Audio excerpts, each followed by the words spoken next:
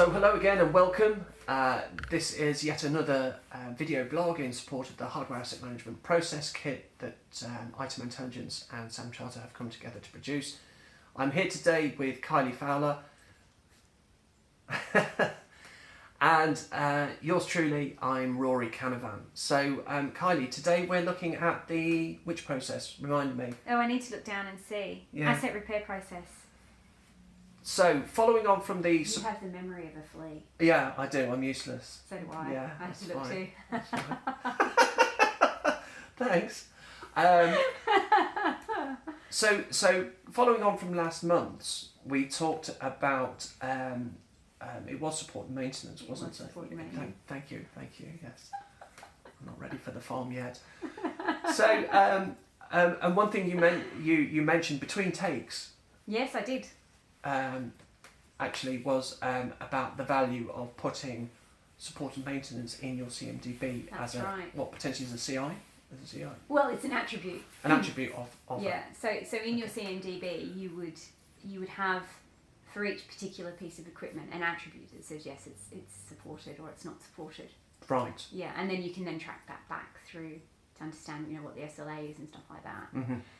So that's really helpful during an incident or if there's a problem that people can see immediately. Yes. Whether or not a piece of equipment is supported. Mm-hmm. Yeah. Otherwise, they have to fix it themselves. Then I take it at that point. Yeah, or they just have to scratch around and say, "Oh, is it under support? Nobody really knows. What's the support number? Who do we ring? Etc. Etc. Etc." Yes. Panic mode. Mm-hmm. Yeah. Yeah. So, which brings us on to yes, repairs. Something's gone wrong, and the asset repair process is something that is both infrastructure and end user. Mm-hmm. It affects both. Everybody has problems with equipment from time to time. Yes. So it's something that you just need to think about how you route that repair. I thought you put that quite well earlier. Right. Yes. How you route that repair. So the options really are: is something under support and maintenance, or is it under warranty? An end user piece of equipment might still be under warranty, for instance. Yes. Knowing that, so that you know whether to send it off down the support and maintenance or the warranty road. If it's not under warranty, you need to decide whether or not it's economic to repair the equipment. And that needs to take into account things like the age of the equipment. Yes. Where it is in terms of your hardware life cycle process. Is it something that it breaks down, it's end of life, it immediately goes off to be decommissioned? Mm-hmm. Or whether actually it's still a current piece of equipment, but it's so badly damaged that it's not worth replacing the central processor unit or whatever. Yeah. In which case you'd say, right, we're going to decommission it. Yeah. So you need to make sure that it routes in the correct direction, because often if you're under support and maintenance or it's repairable under warranty, obviously it's free. But if it's not under either of those conditions, or somebody's dropped a laptop, which means it wouldn't be covered under warranty anyway, you've then got to decide, do we send it, can we repair it in-house? If not, send it off to somebody who can do the physical repair, but equally they need to give you a quote so that you can then make that decision about whether or not it's economic to repair. Yeah. And then once the quote comes back, you make that decision. Then we get into another purchase process, because you've got to raise a PO to say, yes, we want to go ahead with this, here's a purchase order. Then the repair happens, it gets sent back, and then you've got to pay the invoice, obviously. Yeah. So all through that process, particularly once something goes off-site, you need to know that it's gone off-site.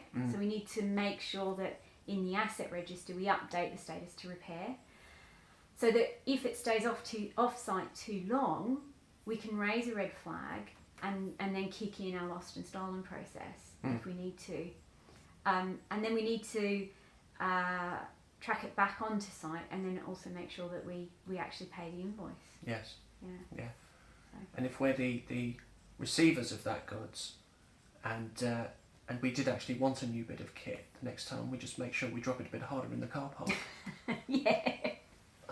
Just saying. Not that I would or have. Just saying.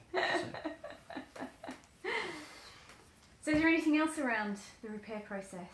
I think that's it, but it's got to be one of those things. It's got to move fairly quickly as well, because otherwise you're going to have a disgruntled employee who's bouncing around with loan equipment. Yep. And And even if we go back a couple of years, the loan equipment is quite heavy, and you know, nobody likes it. Exactly. Nobody ever likes it. Yeah. So we're giving them scungy loan equipment for a reason, but we do need to get the old equipment back so that they can get their good equipment. I'm going to make it my life's mission to get Scungy into the revision to the next -1.